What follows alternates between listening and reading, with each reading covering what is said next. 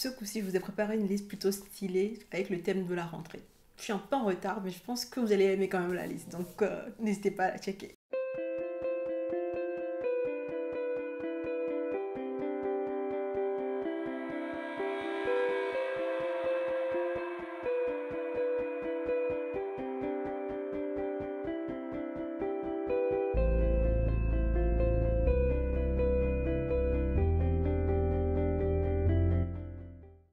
Hello, moi c'est Diane et bienvenue sur cette chaîne où j'aime parler de drama asiatique, de livres, de trucs que je trouve fun en général. Si vous n'avez pas l'habitude, cette série de vidéos, c'est pour un format où je propose 10 par 10 des dramas asiatiques plutôt pas mal qui sont disponibles sur Netflix France et qui vont aborder une thématique particulière ou pas. Je fais enfin un mix au niveau des pays en Asie, donc on est sur des dramas asiatiques disponibles sur Netflix de manière générale.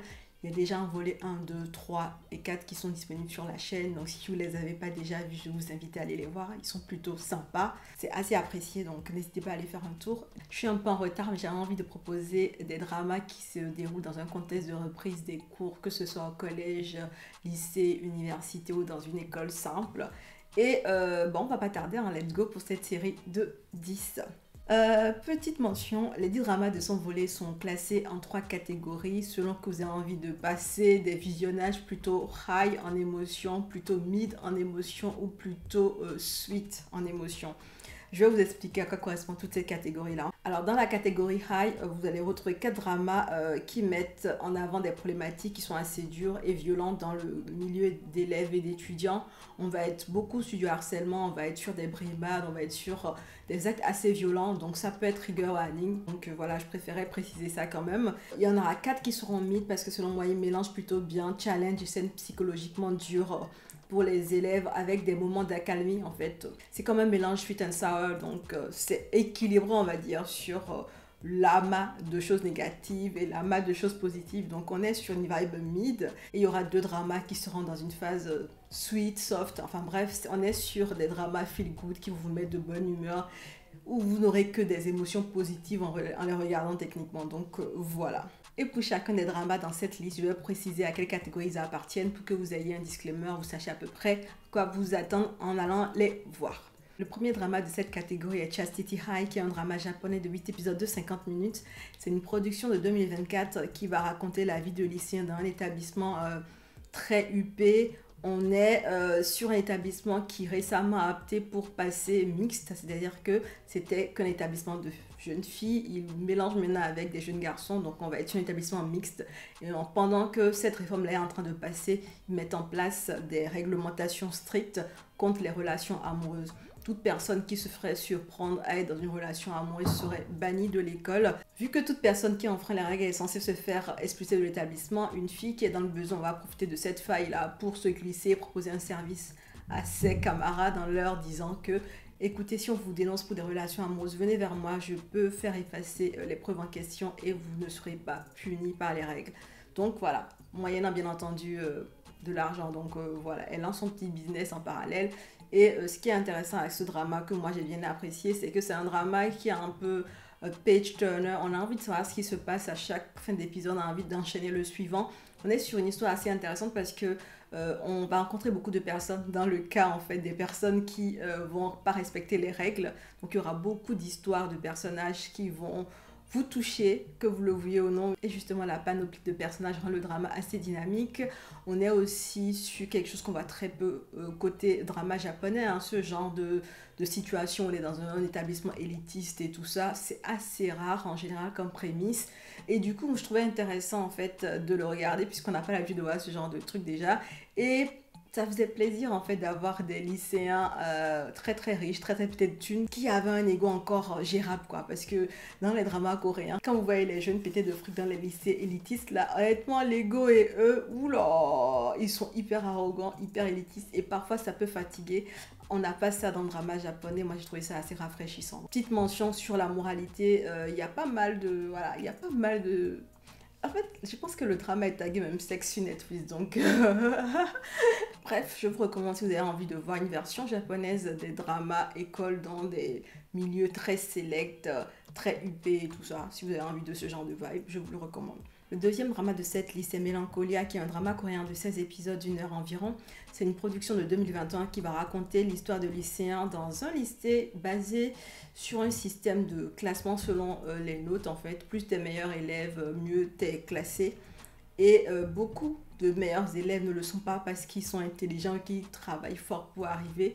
Beaucoup le sont parce qu'ils sont aussi corrompus que leurs profs. Donc il y a pas mal de choses bizarres qui se passent dans ce lycée-là déjà d'une part. Et l'histoire va suivre une prof de mathématiques qui est très passionnée par les mathématiques, qui va avoir dans sa classe un génie des mathématiques qui joue le cancre parce qu'il en a marre en fait d'être un élève assidu, et elle va essayer de lui redonner en fait l'envie de faire des mathématiques. Donc on est sur un drama de passionnés, c'est quelque chose que j'avais beaucoup apprécié à l'époque parce que du coup on sentait la passion en fait dans les yeux de la prof de mathématiques, on sentait la passion revenir petit à petit dans les yeux du génie. Et on nous montrait comment deux esprits en fait très intelligents essayaient de réfléchir pour résoudre des problématiques très très complexes. Il y a dans ce drama beaucoup de passionnés de maths et on va suivre beaucoup d'élèves qui sont prêts à tout en fait pour avoir les meilleures notes possibles, ce qui va ramener le côté un peu thriller psychologique. Il y a de très beaux plans dans ce drama, surtout dans les parties très mélancoliques. Il y a une romance qui va vous être amenée et vous allez l'accepter que des années plus tard dans l'histoire. Bref, je vous recommande ce drama si vous aimez les esprits qui se challenge, si vous aimez voir des personnes passionnées à fond dans ce qu'ils sont en train de faire, à fond dans leurs études. Si vous aimez ce genre de vibe, ce drama est fait pour vous. Le troisième drama de cette série est Beach and Rich, qui du coup est un drama coréen de 10 épisodes de 30 minutes environ. On est une production de 2023 qui raconte la vie de lycéens dans un lycée international prestigieux, et qui lui aussi a un système de classe très spécial en fait. Plus ta famille est riche, mieux tu es classé dans la hiérarchie des personnes et tu peux donner des ordres à tous ceux qui sont en dessous de toi. Donc on est sur une vibe comme ça. Une jeune fille qui vient d'une famille très modeste va assister à un meurtre à l'intérieur de ce collège-là. Et pour acheter son silence, le directeur de l'école va lui proposer en fait d'intégrer l'école tout simplement. Donc on va la voir qui petit à petit va essayer de s'intégrer dans cette école très sélecte et qui est basée sur une hiérarchie, sur les fortunes de famille. Bref, c'est un drama qui m'a rappelé beaucoup Boys Over Flower. Je ne sais pas pourquoi, mais j'y ai pensé quand je l'ai regardé. On est sur une suite de clichés qu'on peut avoir dans ce genre de drama-là. Il y a un côté thriller qui a ramené à cause du meurtre qu'il y a eu et des possibles meurtres à venir, parce qu'on est vraiment dans l'école de la démesure. Ils sont prêts parfois à tout faire juste pour te faire taire, et du coup on est beaucoup dans ça. On est beaucoup dans du harcèlement, on est beaucoup dans les brimades. Et ce que moi j'ai trouvé intéressant, c'était que les acteurs, je ne les connaissais pas, donc ça c'était assez frais de voir de nouvelles têtes pour moi à l'écran. Et je trouvais que c'était intéressant de suivre ces acteurs-là pendant qu'ils essayaient de nous montrer la démesure dans laquelle ils vivaient dans ce lycée élitiste-là. Anyway, c'est un drama que je vous recommande si vous voulez voir un drama école qui est pas trop long, et vous pouvez le binge-watcher assez rapidement normalement, donc ça devrait le faire. Le quatrième drama de cette liste est I Cannot Reach You, qui est un drama japonais de 8 épisodes de 20 minutes. C'est un boy love produit en 2024 qui va suivre deux meilleurs amis au sein d'un collège. À deux, ils font un, ils sont souvent la moitié l'un de l'autre. Ils sont amis depuis l'enfance et l'équilibre qu'ils avaient depuis leur jeune âge va être bouleversé quand l'un découvrira qu'il a des émotions amoureuses pour l'autre. Et c'est un biel que j'avais beaucoup aimé à l'époque parce que j'aime souvent les romances déjà qui commencent, vous savez, amis avant d'être... voilà, avant d'être plus que des amis, parce qu'en général, il n'y a que des alternatives. Soit tu perds un ami ou soit tu gagnes un petit ami. Donc c'est voilà, c'est quitte ou double en général pour ce genre de romance-là. Donc je trouve que les enjeux sont hyper importants. Et dans ce drama, on va être sur... enfin, c'est tous les codes de la romance japonaise classique. On est sur quelque chose de vraiment très culte. Moi, j'aime beaucoup les dramas japonais, ne serait-ce déjà que par la manière dont les personnages sont traités. Pour moi, ils font plus humain que la plupart des dramas qu'on a sur le marché, parce que Hollywood est un peu en train de pervertir certains dramas. Hein. Je ne dis pas lesquels, mais voilà. Et je trouve que les dramas japonais sont restés très vrais dans ce qu'ils essaient de montrer au niveau de leur romance en fait. Ils ont encore gardé leur originalité et voilà, on est sur une romance qui est vraiment très mignonne. On va suivre des personnages qui prennent le temps de comprendre leurs émotions, prennent le temps de les analyser, que ce soit au lycée ou hors du lycée en fait. Ils vont avoir l'espace ils vont avoir les amis, ils vont avoir le monde autour d'eux qui va leur laisser le temps de comprendre ce qu'ils sont l'un pour l'autre et de décider ce qu'ils veulent faire de leurs émotions. Je vous recommande ce drama si vous aimez les romances japonaises, si vous aimez les non-dits, la manière dont les personnages prennent le temps de confronter leurs émotions et de les affronter. Si vous aimez ce genre de vibe, ce drama est vraiment fait pour vous. En plus, c'est une romance BL. Si vous aimez le format BL aussi, ce serait parfait pour vous. Le cinquième drama de cette série est Dream High, qui est un drama coréen de 16 épisodes d'une heure environ. C'est une production de 2011. On est sur un classique du genre musical puisqu'on va nous proposer de suivre des étudiants d'une école des arts du spectacle, que ce soit le chant, la danse, la composition, l'interprétation et tout plein de choses qui tournent autour des arts du spectacle. On va les suivre pendant qu'ils s'entraînent pour tous ces éléments-là. Ce sont des jeunes qui ont pu se croiser à un moment ou à un autre dans leur parcours professionnel, ou pas en fait, mais ils sont en rivalité déjà, ça c'est sûr. Et moi j'ai beaucoup aimé pour le côté musical parce que je suis fan de comédie musicale. Il y a beaucoup d'auditions, il y a beaucoup de compétitions, les étudiants donnent de la voix, ils s'aiment, ils se détestent, ils font des alliances, ils les défont tout aussi rapidement. Bref, on est sur un drama qui selon moi présente un peu l'envers du décor de l'industrie pour créer les idoles ou les stars de K-pop ou autres, et j'avais trouvé ça super intéressant à l'époque. C'est un drama de 2011, donc il a dû sans doute un peu vieillir, mais n'empêche, c'est un drama super intéressant parce que je trouve que si vous aimez les comédies musicales, il vous conviendrait. Si vous aimez aussi suivre des personnages qui ont des hauts et des bas et qui visent les étoiles, hein, à raison, parce qu'il le faut. Si vous aimez ce genre de personnage, honnêtement, ce drama est fait pour vous. Le sixième drama de cette liste est Kakegurui ou encore Gambler School, qui est un drama japonais de 10 épisodes de 24 minutes. C'est une production de 2018 qui raconte les expériences de jeu de lycéens au sein d'un établissement très huppé où les plus cotés sont ceux qui sont les plus talentueux aux jeux de hasard. C'est un lycée où on peut tout parier, on peut parier de l'argent, on peut parier des services, on peut parier des parties de son corps. Bref, on peut parier même sa vie et l'équilibre de ce lycée va être bouleversé quand une lycéenne très accro et très addict aux jeux d'argent va venir dans ce lycée-là et foutre le bazar. Alors c'est une très bonne adaptation selon moi du très populaire manga Kakegurui ou Gambler School. J'avais commencé à regarder l'animé il y a 2 ans, je crois, et honnêtement j'avais du mal avec l'animé parce qu'il y avait des scènes comme ceci. Et vu que je n'étais pas la population ciblée pour ce genre de fan service, ça m'a un peu gavée, je suis passée à autre chose. Par contre, le drama m'a permis d'aller au bout d'une partie de l'histoire, donc je vous le recommande parce qu'on est sur un drama qui va proposer plusieurs jeux. Les personnages, ils aiment parier, donc ils parient en jouant à des jeux de hasard pour la plupart du temps et des jeux qui ont des règles bien spécifiques, qui ont des règles assez tordues et on va être beaucoup sur une réflexion, sur des techniques qu'ils mettent en place, sur de la manipulation. Le côté thriller psychologique vous prend et vous êtes limite en train de stresser pour les personnages qui sont en train de parier parfois leur vie, quoi, limite. Bref, c'est un drama que je recommande si vous aimez les mind games, les réflexions, les jeux tordus parce que pour tordu. La plupart des jeux sont tordus dans ce drama. Et bref, si vous aimez aussi être tendu tout le temps, ça peut être sympa aussi. Le 7e drama de cette liste est Hirashi, un drama coréen de 7 épisodes de 55 minutes. C'est une production de 2024 qui va suivre un lycéen transféré dans un nouvel lycée en plein milieu d'année scolaire. Il est là pour un but, il est là pour enquêter sur la mort de son frère dans des conditions très suspicieuses dans ce lycée-là.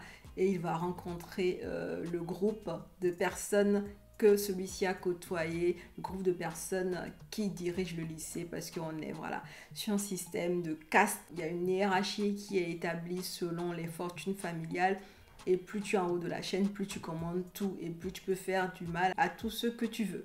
Bref, on est sur un drama school un peu tordu, c'est assez dark, il y aura pas mal de harcèlement. On va rencontrer plein de lycéens qui auront beaucoup d'actions grises. On ne saura pas qui sont ceux qui ont participé à l'acte qui a amené la mort du frère du héros. Et le côté thriller vous donne envie d'enchaîner les épisodes. On a envie d'apprendre la suite de l'histoire, on a envie de comprendre ce qui s'est vraiment passé. Donc ça, c'est assez intéressant sur cet aspect-là. On reste un peu sur un drama qui mélange un ensemble de clichés, vous savez, de drama school. Hein. C'est une version un peu plus dark, j'ai envie de dire, de Beach and Rich.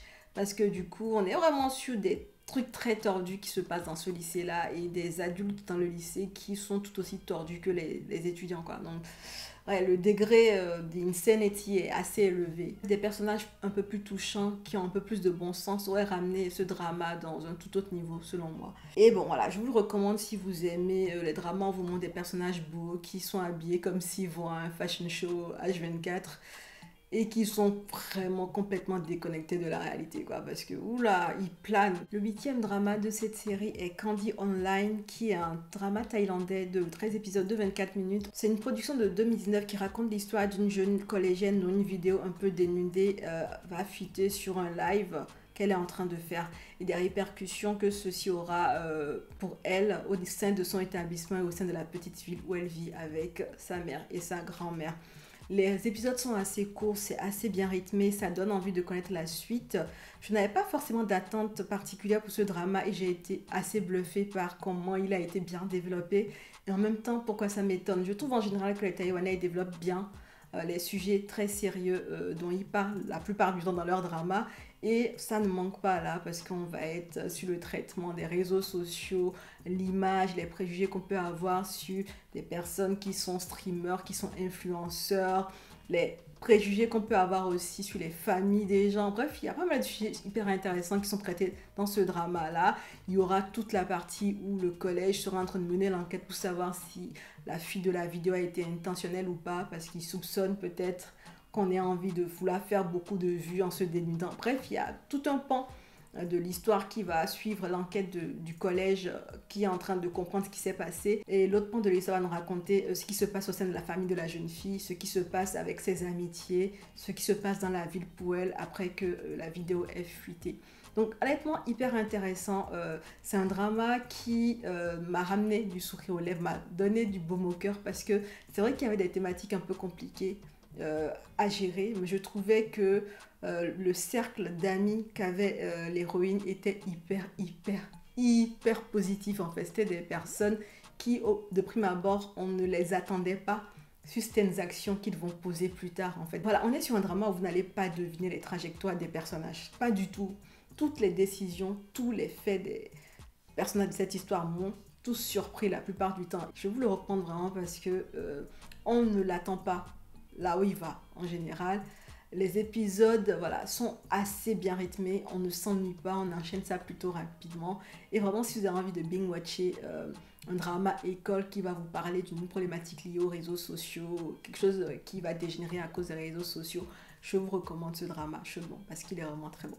Le 9e drama de cette série, un drama classique, c'est même un drama culte en fait, c'est Boys Over Flower. Vu que je vous disais à chaque fois qu'il y avait des dramas dans cette liste qui me rappelaient Boys Over Flower, je me suis dit tant qu'à faire, vu qu'il est sur Netflix, je vous en parle.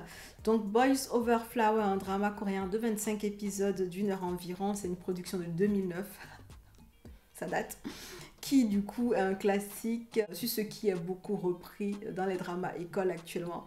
C'est une adaptation du manga japonais Anayori Doingo et il a eu plusieurs adaptations dans plein de pays d'Asie. Il n'est pas culte pour rien, on est sur une histoire qui est plutôt bien racontée, on est sur une bande-son qui est très appréciée en général.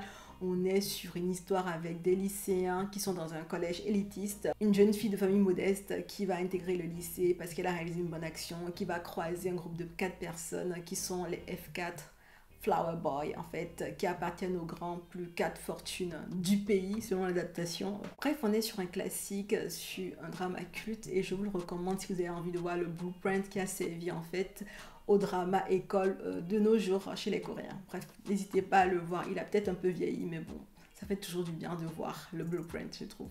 Et le dernier drama de cette liste est From Me to You, qui est un drama japonais de 12 épisodes de 34 minutes. C'est une adaptation de manga très populaire du nom de Kimi no Todoke. C'est une production de 2023 qui va raconter l'histoire de Sawako, une lycéenne introvertie qui a toujours été surnommée Sadako parce qu'elle ressemble étrangement au personnage principal d'un film d'horreur qui s'appelle Sadako. On démarre l'histoire pendant qu'elle intègre un nouveau lycée et qu'elle espère pouvoir avoir une meilleure année comparée à 16 années précédentes en école. C'est un de mes gros coups de cœur drama école et je l'ai gardé en dernier juste pour cela. En fait, c'est un drama qui a un début plutôt triste parce qu'on va être sur une Sawako qui fait peur aux gens alors que logiquement elle fait pas peur mais les gens ils ont des préjugés, ils ont entendu des rumeurs donc voilà, elle va rencontrer des personnes qui vont lui permettre de s'ouvrir un peu plus. On va suivre Sawako s'ouvrir à ses camarades, se faire des amis, aller vers les gens, tomber amoureuse du lycéen le plus populaire même.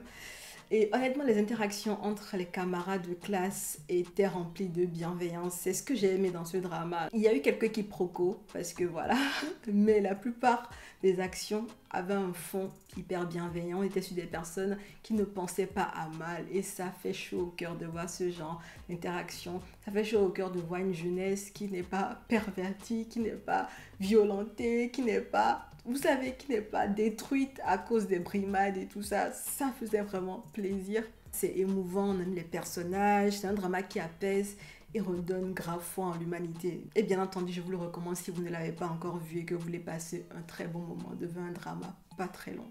Je vous le recommande, honnêtement, il est très bon. Et voilà ce qu'il en est pour la liste des 10. J'ouvre une parenthèse pour vous parler de 2 dramas qui vont bien avec la saison qui arrive parce que je suis en train de filmer fin septembre et voilà, Halloween n'est pas trop loin, donc je pensais vous proposer 2 dramas école avec une vibe un peu flippante. Le premier étant A Girl From Nowhere, qui est un drama thaïlandais qui va suivre une jeune fille qui intègre à chaque fois un nouvel établissement pour prendre une revanche ou donner une leçon glauque à ses camarades de classe. C'est hyper bien réalisé. Chaque épisode est indépendant, donc on peut regarder ça dans le désordre en soi, ce n'est pas dérangeant. Et le deuxième drama, école dans une vibe flippante, sera All of Us Are Dead, qui est un drama coréen où un lycée va être le lieu d'un patient zéro qui, après s'être transformé en zombie, va infecter d'autres personnes qui vont prendre d'assaut le lycée, à vouloir infecter, dévorer tout le monde. C'est des dramas que j'ai déjà détaillés sur la chaîne, donc je vous mettrai en description les liens sur les vidéos où j'en parle. Et je ferme la parenthèse. Merci d'être resté jusqu'au bout de cette vidéo. Je vais la conclure en souhaitant à tous ceux qui vont en classe prendre des cours une année de réussite aussi smooth que celle de Sawako, de From Me to You, une maturité, une résilience comme celle de Xian Tian Tian dans Candy Online, un mental de boss comme Jabami dans Gambling School, une personnalité cute riche comme Sao Tome dans Gambling School, des amis aussi fiables que Ayane et Chuzu dans From Me to You, un amoureux très protecteur comme Zhang Jiangxiang dans Candy Online et un amoureux très green comme Shota dans From Me to You. Bref, bonne rentrée à vous. Ciao.